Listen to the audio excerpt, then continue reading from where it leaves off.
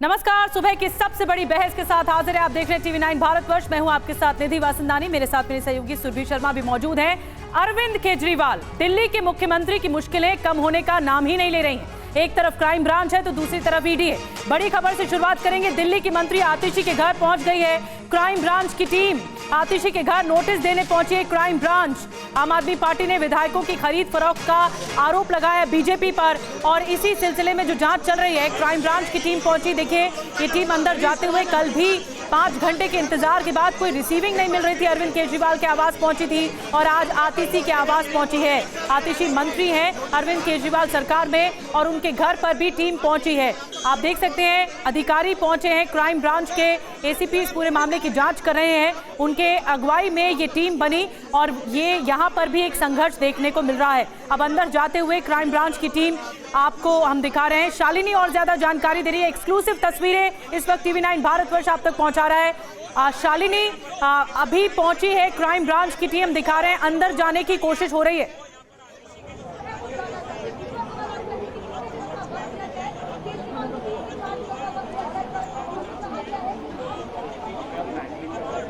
शालिनी,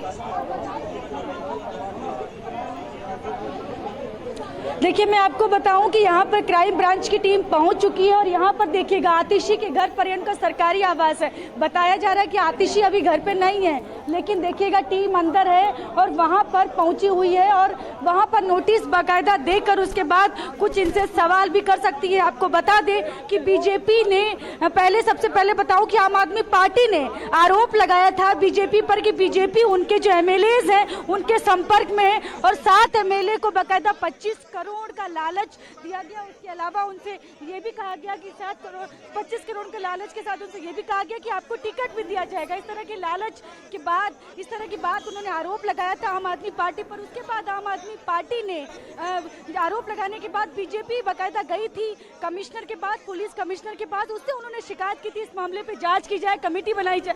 उसके बाद crime branch की टीम यहाँ पर पहुंची है। सबसे पहले सीएम के यहाँ उन्होंने सीएम ऑफिस में वहाँ पर नोटिस दिया। उसके बाद उन्होंने बाकायदा यहाँ पर आतिशी के घर पे पहुंचे हैं यहाँ पर। और यहाँ पर देखिएगा अंदर जो है वो टीम है, अंदर जांच कर रही है टीम। और आपको बताऊं कि टीम अभी जस्ट पहुंची है और यहाँ पर नोटिस देगी। हालांकि बताया जा रहा है कि आतिशी घर पे यहाँ पर नहीं है, तो मैं आपको सीधी तस्वीरें दिखा रही हूँ आतिशी के घर से। आतिशी का जो ये सरकारी आवास है, यहाँ से मैं दिखा रही हूँ। ये AB 17 मथुरा रोड पर इनका आवास है। वहाँ से आप सीधी तस्वीरों के साथ बता देते हैं, दिल्ली सरकार में PWD मंत्री आतिशी के घर की तस्वीरें इस वक्त टीवी 9 भारतवर्ष दिखा रहा है, जहां दिल्ली की मंत्री आतिशी के घर पर पहुंची क्राइम ब्रांच की टीम को लेकर। जितेंद्र हमारे सहयोगी इस वक्त हमें ज्वाइन कर चुके हैं। जितेंद्र, क्विक अपडेट इस बारे में।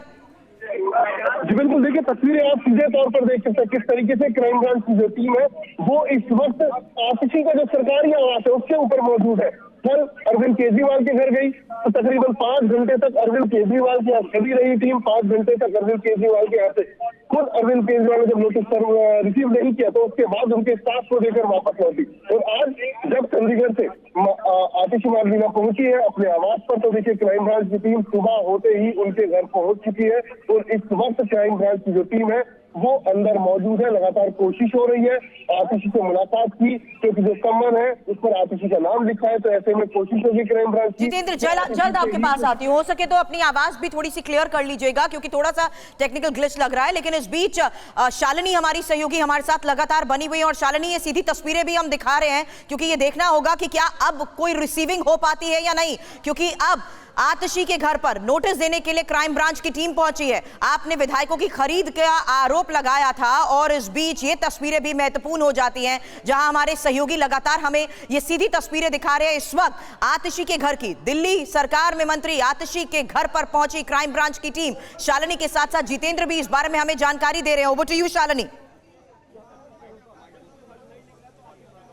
मैं आपको बता दूं, यहाँ पर बताया जा रहा है कि आतिशी घर पे नहीं है। ऐसे में देखना ये होगा कि कैसे यहाँ पर नोटिस कैसे रिसीव होता है, ये देखना होगा, क्योंकि ये लगातार कहा जाए, क्राइम ब्रांच की टीम बोल रही थी कि हम उनको देकर आएंगे। कल आतिशी कल भी यहाँ पर नहीं थी, इस वजह से कल उनको नोटिस नहीं दिया गया और आज यहाँ पर फिर से क्राइम ब्रांच की टीम पहुंची है और अब ये अनुमान लगाया जा रहा है कि 10 बजे के आसपास आतिशी को यहाँ पर आना था, क्योंकि वो सरकारी आवास है यहाँ पर और वो कुछ अपना सरकारी कामकाज के लिए सुबह को यहाँ पर पहुंचती हैं। तो ये अनुमान था कि वो आएंगी और उसके बाद उनको बाकायदा नोटिस दिया जाएगा, लेकिन अभी तक आतिशी यहाँ पर नहीं पहुंची है और AB 17 जो मथुरा रोड है यहीं पर उनका सरकारी आवास है। सबसे बड़ा सवाल तो यही है कि आम आदमी पार्टी ये आरोप लगा रही है कि ऑपरेशन लोटस किया गया है, बीजेपी के जरिए खरीद फरोख्त की गई है उनके विधायकों की, तो उसके सबूत कहां हैं? अब आपको बताते हैं कि विवाद क्या है ऑपरेशन लोटस का।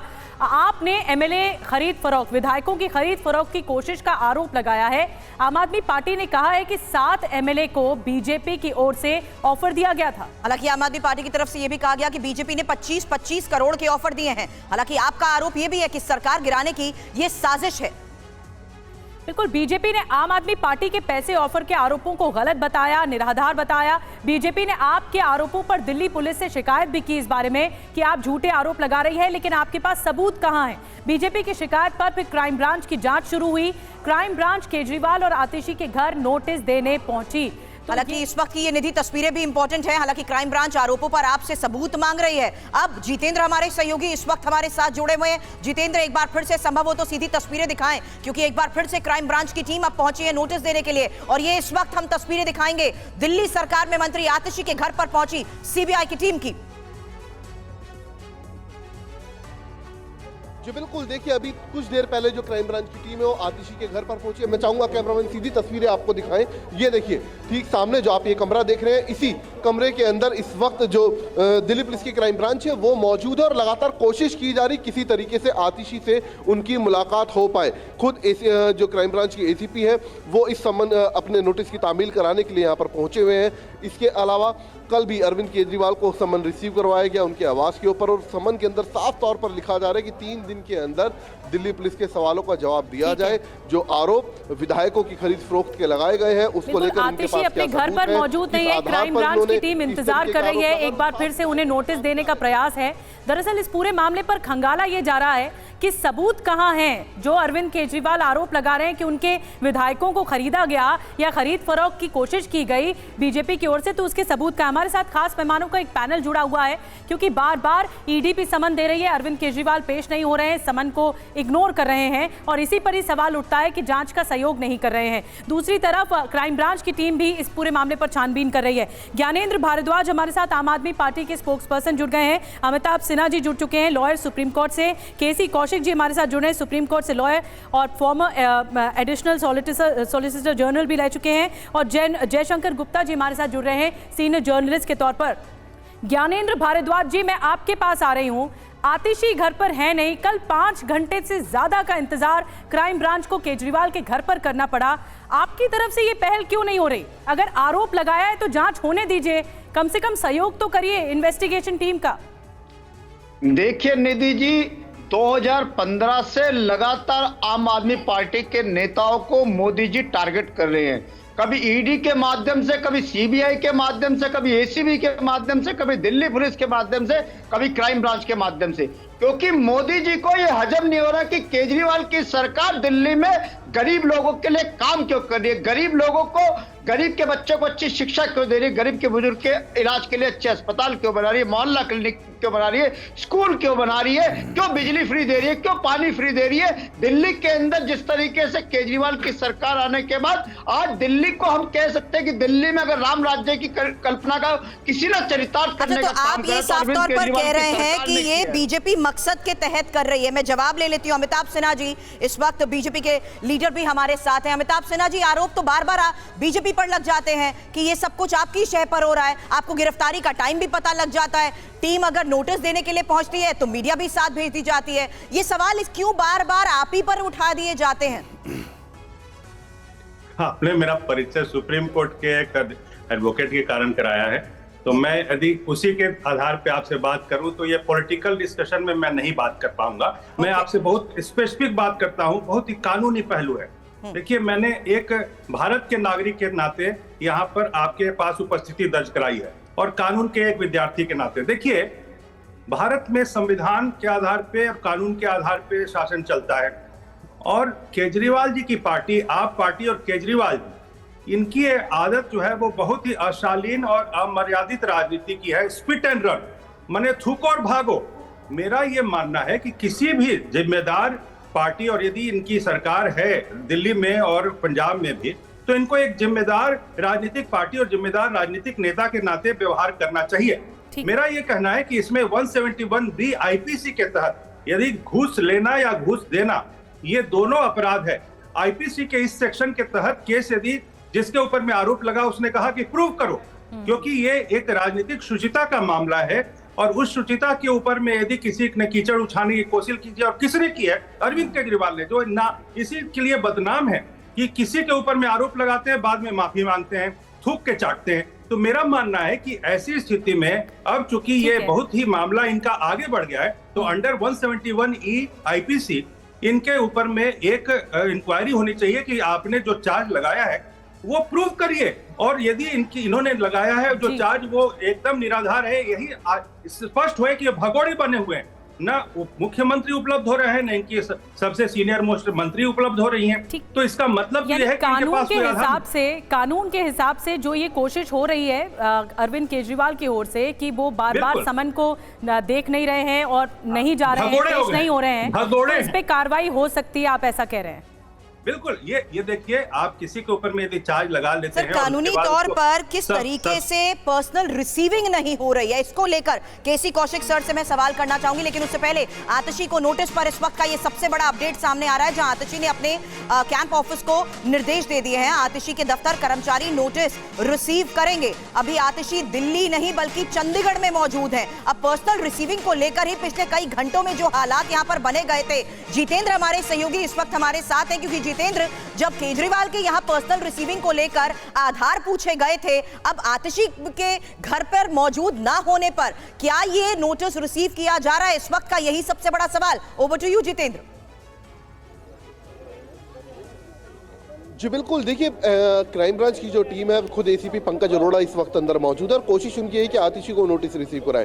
लेकिन अगर आतिशी अपने घर पर मौजूद नहीं होती हैं, जिस तरीके से कल अरविंद केजरीवाल ने मौजूदगी होते हुए भी मना किया कि वो खुद समन रिसीव नहीं करेंगे, अपने ऑफिस में उनके समन रिसीव कर दिए जाएं, तो ठीक इसी तरीके से हो सकता है दिल्ली पुलिस अब उनके आवास पर समन रिसीव कराने के बाद यहाँ से निकले। लेकिन अभी तक कोशिश ये है कि आतिशी से उनका संपर्क हो, दिल्ली पुलिस के एसीपी पंकज अरोड़ा का, वो खुद फोन पर उनसे बात करें और उसके बाद इस समन को रिसीव कराए। तो फिलहाल यही कवायद इस वक्त आतिशी के सरकारी आवास के ऊपर चल रही है। और साथ ही ये जो नोटिस है जो हमारे सूत्र में बता रहे हैं, उसमें 3 दिन का वक्त आतिशी को दिया गया है कि 3 दिन के भीतर उन्हें बताना पड़ेगा कि आखिरकार किस आधार पर उन्होंने विधायकों की खरीद फरोख्त का आरोप लगाया, उन 7 विधायकों का नाम क्या है। तो ये जो तमाम चीजें हैं वो इस संबंध के अंदर सवालों के जरिए पूछने की कोशिश, वो पब्लिक डोमेन में आना चाहिए। जो केजरीवाल आरोप लगा रहे हैं कि उनके पास के आरोपों का आधार क्या है, सबूत क्या है। बहरहाल केसी कौशिक जी, मैं आपके पास आना चाहूंगी, क्योंकि बार बार रिसीविंग की हो रही है और आम आदमी पार्टी जब कल सामने आई इंतजार कराने के बाद, तो उनकी तरफ से कहना था कि ये ड्रामा बंद किया जाना चाहिए बीजेपी की ओर से। हालांकि क्राइम ब्रांच अपना काम कर रही है, आपने आरोप लगाया, सबूत आपको देने चाहिए, लेकिन उसके बाद भी नहीं दिए जा रहे। ये रिसीविंग के लिए क्या मामला अटक सकता है? क्या इसमें कानूनी पेचीदगियां क्या हैं? आप अगर इसको समझा पाएं।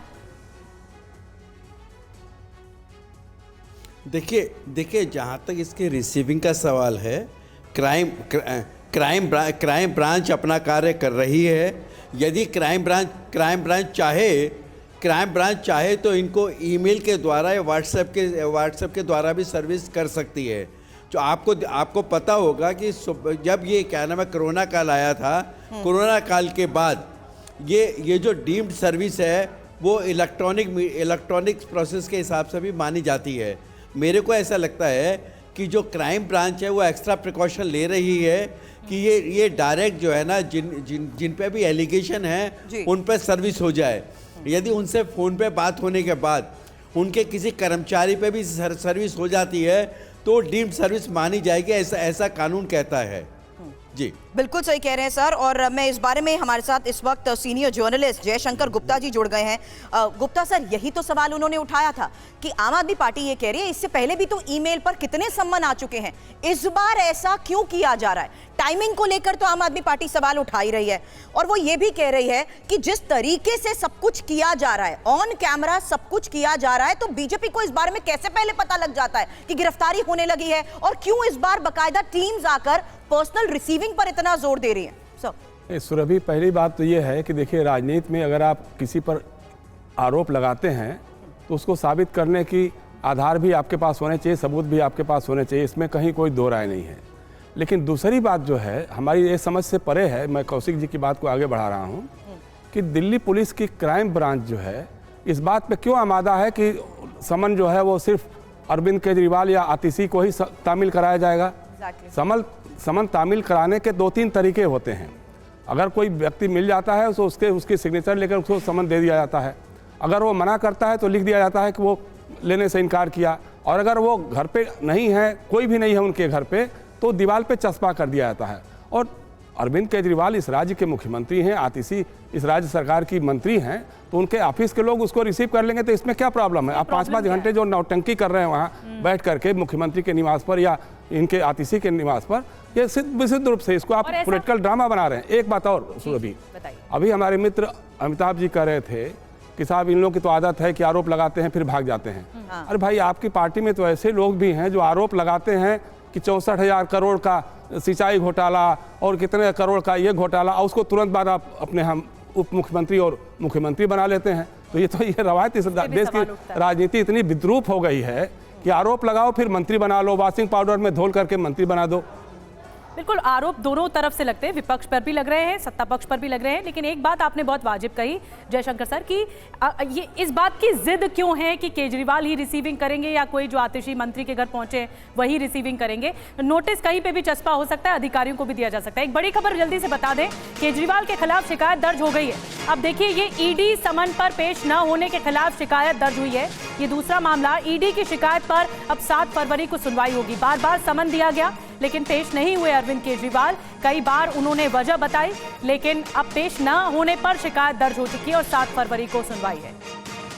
जल्द इस बारे में भी जानकारी अब दर्शकों के सामने कि ईडी ने आखिर कब केजरीवाल को सम्मन भेजा है और केजरीवाल ने इसको लेकर क्या जवाब दिया है। हालांकि ये देखिए, 2 नवंबर 2023 को ये खबर आई थी जब पहला सम्मन भेजा गया था, और ये कहा गया इसमें कि विधानसभा चुनाव में वो व्यस्त हैं। इसके बाद खबर आई 21 दिसंबर 2023 को दूसरे सम्मन को लेकर, जिसको लेकर ये कहा गया कि वो विपश्यना में जा रहे हैं, इस वजह से इस सम्मन पर वो जवाब नहीं दे सके थे। जी हाँ, फिर सुरभि समन तीसरा आया, 3 जनवरी 2024 को आया। फिर उन्होंने कहा कि राज्यसभा चुनाव में वो व्यस्त हैं, इसलिए वो पेश नहीं हो पाएंगे। चौथा समन आया 18 जनवरी 2024 को। उन्होंने कहा कि गोवा दौरे पर उन्हें जाना है, इसीलिए वो ईडी के सामने पेश नहीं हो पाएंगे। फिर समन 5वां भी आया। बिल्कुल, 2 फरवरी 2024 को यह खबर आई जब कहा गया कि ईडी का समन गैर कानूनी है और गिरफ्तारी करने की साजिश है। हालांकि इसी को लेकर लगातार हम चर्चा भी कर रहे हैं साजिश को देखते हुए, लेकिन इस बीच केजरीवाल को ईडी के समन पर पेश नहीं होने पर बीजेपी ने आम आदमी पार्टी पर तीखा वार तो किया ही है। बीजेपी ने लेकिन कहा कि केजरीवाल को जवाब देना होगा।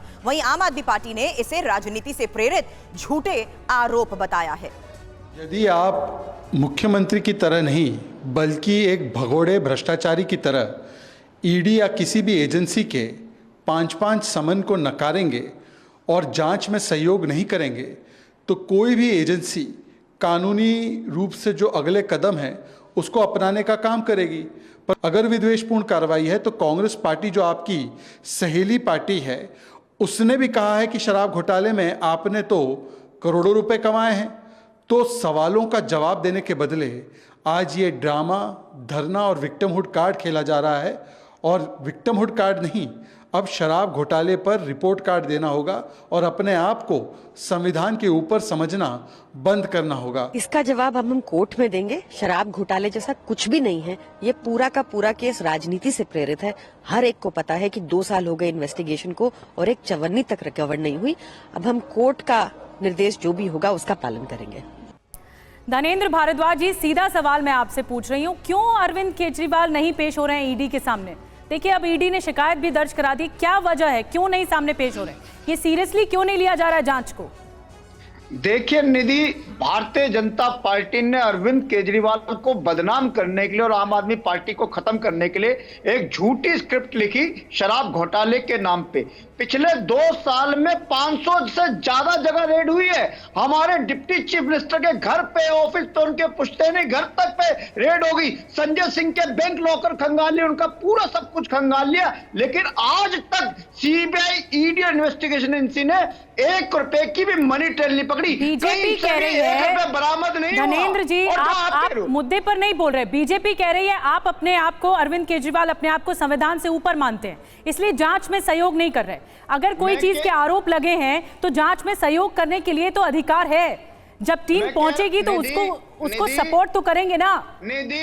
निधि, इलीगल जो नोटिस होते हैं उसका लीगल जवाब हम दे रहे हैं। मुख्यमंत्री जी ने हर बार इनसे पूछा है, पहले नोटिस का अभी तक ईडी ने जवाब नहीं दिया कि मुख्यमंत्री जी को किस हैसियत से बुला रहे हो, क्यों बुला रहे हो, एक्यूज के नाते बुला रहे हो, दिल्ली के मुख्यमंत्री होने के नाते बुला रहे हो, आम आदमी पार्टी के नेशनल कन्वीनर होने के नाते बुला रहे हो, क्यों बुला रहे हो? ईडी ने अभी तक कोई जवाब नहीं दिया। अमिताभ सिन्हा जी इस बात का जवाब तो बार बार कह रहे हैं कि कानूनी रूप से तो सही समन की तामील वो करेंगे, लेकिन ये भी तो इन्होंने कहा ना कि जब 2 साल से मामले की जांच चल रही है तो इस वक्त ही ये सब कुछ क्यों किया जा रहा है? क्या आने वाले चुनाव में प्रचार से रोकना मकसद है? क्या ये भी कोशिश की जा रही है कि किसी तरीके से गिरफ्तारी की तैयारी यहां पर इसलिए भी की जा रही है ताकि ये भी साफ हो गया कि कहीं ना कहीं ये डर है बीजेपी को कि जो बड़ी पैंठ इन्होंने जनता के बीच बना रखी है उसमें बड़ी सेंध आम आदमी पार्टी लगा सकती है? आपने मुझसे पूछा? जी अमिताभ जी, सबसे पहली चीज तो ये मैं कहना चाहूंगा कि ये ईडी के स्पोक्स पर्सन जरूर इस पे जवाब दें, क्योंकि मैं यहाँ पर आधिकारिक रूप से इस विषय पे कोई भी बात करने के लिए अधिकृत नहीं हूं। लेकिन जो कानून की जानकारी की दृष्टि से मैं इतना जरूर कहना चाहूंगा कि इस पूरे शराब घोटाले की बात जो हो रही है, जिसमें कितने हजार करोड़ रुपए का घोटाला हुआ है, पैसा लिया गया है, पैसे से गोवा के चुनाव में खर्च हुआ है, ये सारी चीजें देखिए, पैसा मिलना इंपॉर्टेंट नहीं है, डॉक्यूमेंट्स मिलना, जिसमें पीएमएलए कहते हैं ना, जिसमें prevention of money laundering act, ये इसको पढ़ना पड़ेगा। जो आप पार्टी के जो प्रवक्ता हैं उनको थोड़ी सी राजनीति के अलावा थोड़ी पढ़ाई करें यदि प्रवक्ता हैं तो पीएमएलए केस में होता क्या है कि एविडेंस होता है, क्योंकि पैसा आया और पैसा गया, पैसे की रिकवरी नहीं होती, ये बहुत ही छोटी सी जानकारी उनको चाहिए।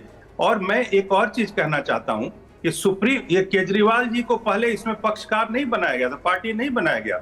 सुप्रीम कोर्ट के इंस्ट्रक्शन पे सुप्रीम कोर्ट ने कहा कि ये आप पार्टी की ओर से आप किसको इसमें पार्टी बनाएंगे। ठीक है। तो उसके बाद चर्चा हुई कि आप पार्टी के संयोजक के नाते, मुख्यमंत्री के नाते नहीं, आप पार्टी के संयोजक के नाते अरविंद केजरीवाल जो मुखिया है वो इसमें पार्टी बनाया गया। और लास्ट 1 मिनट और अंतिम, देखिए इसमें यदि कोई कानूनी कमी है तो उस कानूनी कमी के लिए राजनीतिक लड़ाई लड़ने के बजाय कानूनी लड़ाई लड़नी चाहिए। बड़ी बात आपने आप बोली। एक मिनट, यहाँ पर यदि मनीष सिसोदिया जी या संजय सिंह जी इन्होंने अपने सारे जूते घिस दिए और कहीं भी उनको न्याय नहीं मिला है उनके हिसाब से, कहीं उनको बेल तक नहीं मिला है, और हर जगह जहां भी बेल एप्लीकेशंस पे जो कमेंट्स आ रहे हैं कोर्ट के, वो ये कह रहे हैं कि जो एविडेंसेज हैं वो इतने क्लियर है, बिल्कुल सबूत है उनके पास। और इस पूरे मामले पर मनीष सिसोदिया, संजय सिंह या फिर इससे पहले सत्येंद्र जैन, ये तीन जो नेता हैं आम आदमी पार्टी के, वो जेल में हैं, इस वक्त जेल जा चुके हैं। यही तो भय का कारण है, यही भय का कारण है। यही पूछ लेते हैं, पता है कि जैसे ही वो क्या धनेंद्र जी ये भय का कारण है, इसीलिए आप डरे हुए हैं कहीं अरविंद केजरीवाल भी जेल न चले जाएं, इसीलिए ये पैतरा अपनाया जा रहा है कि ईडी के सामने पेश नहीं होंगे और वजह बताएंगे? देखिए निधि जी, मैं फिर यही कह रहा हूं कि भारतीय जनता पार्टी, नरेंद्र मोदी और अमित शाह अगर देश में किसी नेता से सबसे ज्यादा डरते हैं तो अरविंद केजरीवाल से डरते हैं। एक बार भी अरविंद केजरीवाल ने 4 बार आमने सामने की लड़ाई में दिल्ली में आ रहा है, बार हार जाते। चुनाव में लड़ने की औकात नहीं है, जमीन पर लड़ने की हमसे चुनाव में औकात नहीं, हमसे आमने सामने चुनाव में जीत नहीं पाते। इसीलिए CBI, ED, income tax, ACB, crime branch के कंधे पे बंदूक रख के अपनी राजनीतिक लड़ाई लड़ रहे हैं। मोदी जी ने तय कर लिया कि 2024 2024 के चुनाव से पहले विपक्ष के तमाम नेताओं को या तो जेल में डाल लेंगे या अदालत के बाहर खड़े कर देंगे, ताकि मोदी जी अकेले चुनाव लड़े और चुनाव लड़के जीत जाए। ये मोदी जी का अगर आप प्लान है। गलत नहीं है तो कानूनी रूप से इस पूरे मामले पर इन्वेस्टिगेशन का डर क्यों है? हालांकि कानून के जानकार इस वक्त कौशिक सर हमारे साथ हैं। कौशिक सर, मैं ये इस आधार पर समझना चाहती हूँ, क्या वाकई अब केजरीवाल की मुश्किलें बढ़ सकती हैं? क्योंकि ईडी ने तो कोर्ट में ये भी कह दिया है कि पब्लिक सर्वेंट होकर भी वो समन की तामील नहीं कर रहे। देखिए, उनके लिए निश्चित रूप से परेशानी तो बढ़ जाएगी क्योंकि जो अखबार कह रहे थे सीबीआई ने अपनी कंप्लेंट दाखिल कर दी है और कोर्ट ने उसमें 7 तारीख की सुनवाई लगाई है।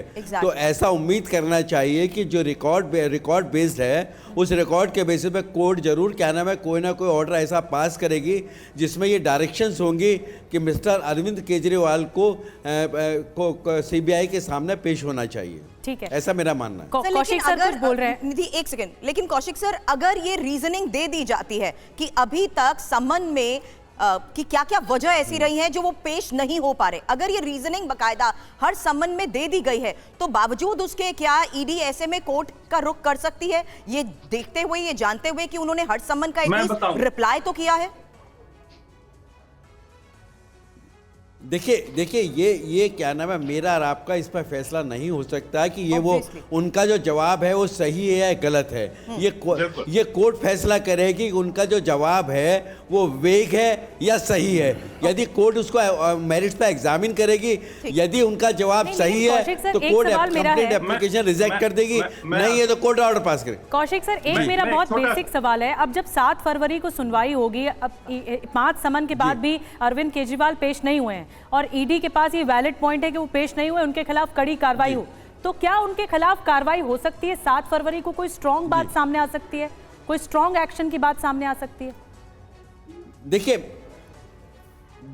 देखिए इसमें 2 बातें हो सकती है। एक तो कोर्ट जो है ना उनकी ईडी की कंप्लेंट के बेसिस पे ऑर्डर कर दे, दूसरा ये भी हो सकता है उनको 24 घंटे 48 घंटे का मिस्टर केजरीवाल को टाइम दे दे कि आप इसका जवाब दाखिल कर दिए, फिर इस पर कोई शॉर्ट डेट लगा के उस पर ऑर्डर पास करें। ऐसा मेरा मानना है। ठीक है, जयशंकर गुप्ता कि सर, कल को मिस्टर केजरीवाल ये ना कहें जी कल को ये ना कहें कि मेरे को नेचुरल जस्टिस नहीं मिला इस केस में। ठीक है, ये बड़ी बात आपने कही कि उनको भी वो पूरा मौका, वो अधिकार मिलना चाहिए जो कोर्ट के भीतर वो कानूनी लड़ाई है। लेकिन जयशंकर सर, ये बार बार बहस हो रही है कि राजनीतिक लड़ाई को, जब राजनीतिक लड़ाई नहीं है, ये कानूनी लड़ाई है, तो उसे उसी दृष्टिकोण से देखा जाना चाहिए। क्यों बार बार आम आदमी पार्टी ये कह रही है कि बीजेपी की एजेंसी है या आरोप लगा रही है, या बीजेपी कह रही है आम आदमी पार्टी पर? कानूनी है लड़ाई तो कानूनी तौर पर लड़ें। नहीं, बिल्कुल निधि, बात सही है। देखिए, भ्रष्टाचार पे कोई कंप्रोमाइज़ होना नहीं चाहिए, चाहे वो किसी का भी भ्रष्टाचार हो, इसमें कहीं कोई बात नहीं है। लेकिन ईडी को इस बात का तो जवाब देना ही होगा, चाहे हो सकता है 7 फरवरी को अदालत में जवाब दे ईडी कि अरविंद केजरीवाल अगर पूछ रहे हैं कि मुझे आप अक्यूज के रूप में बुला रहे हैं कि विटनेस के रूप में बुला रहे हैं, तो बताना पड़ेगा। ये जवाब काफ़ी नहीं होगा कि वो आम आदमी पार्टी के कन्वीनर के रूप में उनको बुलाया जा रहा है। आपको सीधे सीधे बताना होगा कि आपको विटनेस के लिए बुला रहे हैं या एज अक्यूज्ड बुला रहे हैं। एक बात। दूसरी बात यह है कि देखिए, लगातार जिस तरह की घटनाएं हो रही हैं, हेमंत सोरेन को गिरफ्तार किया गया है, तेजस्वी यादव के यहाँ छापे पड़े हैं, रोहित पवार के यहाँ छापे पड़े हैं, पश्चिम बंगाल में तृणमूल कांग्रेस के लोगों के यहाँ छापे पड़ रहे हैं। इससे ऐसा लग रहा है कि ईडी जो है भ्रष्टाचार विरोधी ऑर्गेनाइजेशन के बजाय किसी पॉलिटिकल पार्टी का पॉलिटिकल फ्रंट के रूप में काम कर रही है। ये कहीं ना कहीं लगता है ऐसा है, क्योंकि इसी बेसिस पे तो ये आरोप लगा दिए जाते हैं ना कि ये सब कुछ गैर कानूनी है और ये सब कुछ राजनीति से प्रेरित है। सुरभि, इसमें सुरभि एक बात और भी है ना कि भाई ईडी का जो बिहेवियर रहा है, आखिर हेमंत बिस्व शर्मा, शुभेंदु अधिकारी, मुकुल राय, अजीत पवार, हसन मुशर्रफ, नवाब मलिक, ये सारे लोगों पर ईडी चुप हो जाती है जब वो सरकारी पार्टी में चले जाते हैं लोग, और जब सरकारी पार्टी से अलग हो जाते हैं तो तुरंत ईडी एक्टिव हो जाती है। तो इससे कहीं ना कहीं लगता है कि भ्रष्टाचार रोकने से कम किसी पॉलिटिकल पार्टी के फ्रंटल ऑर्गेनाइजेशन के रूप में काम ईडी ज्यादा करता है। और ईडी की कार्रवाई को लेकर ही सर मैं आपको रोकना चाहती हूँ, एक और बड़ी खबर है, क्योंकि ईडी की कार्रवाई पर केंद्रीय गृह राज्य मंत्री नित्यानंद राय की तरफ से क्या कहा गया? ईडी कानून के हिसाब से काम करती है, किसी के खिलाफ बदले की कार्रवाई नहीं है।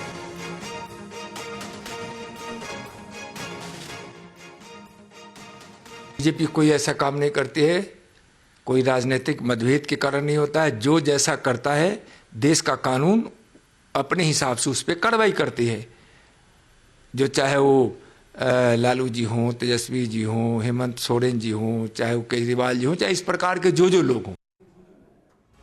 जैसे जो बात आप कह रहे थे वही हमने यहाँ नित्यानंद जी की बात भी सुन ली और उन्होंने यही कह दिया कि किसी के खिलाफ बदले की कार्रवाई नहीं है, बल्कि सब कुछ नियम कानून के मुताबिक हो रहा है। मैं कुछ कहूं? मैं आपके पास आती हूँ सर, आप अपनी बात पूरी। नहीं, मेरा यही सवाल है। देखिए, बिल्कुल सही कह रहे होंगे, गृह राज्य मंत्री हैं, उनके बारे में नहीं कहा जा सकता है, लेकिन एक चीज़ बताना होगा ईडी को कि मुकुल राय जब टीएमसी में थे उनके खिलाफ ईडी की जांच शुरू हो गई। मुकुल राय जब बीजेपी में चले गए ईडी की जांच रुक गई। मुकुल राय फिर जब वापस चले गए टीएमसी में फिर जांच शुरू हो गई। मतलब इसका क्या कोई जवाब है क्या, कोई जस्टिफिकेशन है क्या? गृह राज्य मंत्री के पास जस्टिफिकेशन हो या ईडी के पास हो तो बताना चाहिए। अमिताभ जी से जस्टिफिकेशन ले लेते हैं। जी अमिताभ जी, बार बार आरोप लग रहे हैं कि ईडी उन्हीं लोगों पर कार्रवाई कर रही है जो विपक्ष के लोग हैं, और सत्ता पक्ष में जो है वो साफ सुथरे हो जाते हैं जब आ जाते हैं। इस पर आप क्या कहें? मैं इतना कहना चाहता हूँ, हमारे बहुत सम्मानित मित्र हैं जयशंकर जी, मैं इनको बहुत सम्मान भी करता हूं और आगे भी करता रहूंगा, लेकिन मैं एक ही चीज इनसे कहना चाहता हूं कि ये लगातार यदि किसी एक राजनीतिक पक्ष के प्रवक्ता के नाते यदि साउंड करने लगे तो मुझे थोड़ा उसका बुरा लग रहा है। मैं इतना कहना चाहता हूूं कि मैं तथ्यों की बात करता हूं। एक मिनट अब जयशंकर जी, मैंने आपको कभी टोका नहीं, आप इतना तो रखेंगे गरिमा। मैं आपसे आपने मेरा नाम लेके पहले एक टिप्पणी की थी। मैं इतना कहना चाहता हूं कि देखिए, जो भी है यहाँ, ये देश यदि सब लोग, जो आपका विपक्ष है जयशंकर जी, जो आप विपक्ष के प्रवक्ता के नाते भी दिख रहे हैं, वो हमेशा ये चिल्लाता है कि संविधान का शासन है, संविधान का शासन है। तो संविधान ही कहता है कि आपकी फाइनल रेमेडी जो है, जो अंतिम आपका अस्त्र है, वो न्यायालय है, कानून की लड़ाई है। यदि आपको लगता है कि ईडी जो है वो पक्ष बन गया है तो आप कानून के पास क्यों नहीं जाते? आपको इतना ही कहना है कि यदि आपको लगता है कि कहीं अन्याय हो रहा है तो अन्याय के लिए सामने यदि संविधान ने व्यवस्था बनाई है, जो एक स्तंभ 3 बनाए हैं, उसमें संविधान ने न्यायपालिका को ऐसे अन्यायों से रोकने की व्यवस्था की है। आप सिर्फ जबानी लफाजी मत करिए कि हाँ ये ऐसा हो रहा है, ऐसा हो रहा है। अरे आप जाइए, आप जाके और न्यायालय में क्यों मनीष सिसोदिया को, क्यों हेमंत सोरेन को, एक मिनट, हेमंत सोरेन को या किसी या संजय सिंह को क्यों न्यायालय से क्यों नहीं मिला किसी तरीके का रिलीफ? क्यों नहीं मिला? मैं भारद्वाज जी इसका जवाब दे दीजिए ना। अगर सब कुछ इतना सही था तो कोई रिलीफ क्यों नहीं मिला? जमानत भी तक नहीं मिल पाई। और यही मैं कहना चाहता हूँ, ऐसे जबानी लड़ाई मत लड़िए। जबानी लड़ाई और ये सियासी लड़ाई क्यों बन जाती है भारद्वाज सर? जब कानूनी शिकंजे की बात आती है तो अगर आप सही हैं तो कोर्ट के सामने साबित कर दीजिए। सुरभि, भारतीय जनता पार्टी और नरेंद्र मोदी, अरे इनको भारतीय जनता पार्टी के अलावा कानून की बात, आपका जवाब तो देंगे, आपका जवाब तो देंगे। अमिताभ जी, जो बात आपने कही ना वही सवाल मैंने किया। अमिताभ जी, आपने कहा ना, आपने ये बात कही ना कि कानून के सामने सारे तथ्य रख दीजिए, अगर सही है तो कानूनी लड़ाई का सामना करिए। तो भारद्वाज जी, एक क्विक रिएक्शन, एक जवाब दे दीजिए, समय की भी आगे कमी है, कि अगर कानूनी लड़ाई लड़ने की बात आती है तो फिर क्यों नहीं सहयोग करते?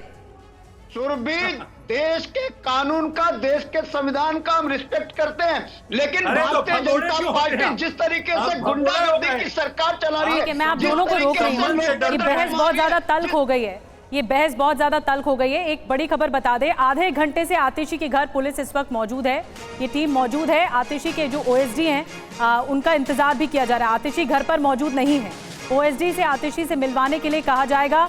आतिशी नहीं मिली तो ओएसडी को फिर नोटिस सर्व किया जाएगा।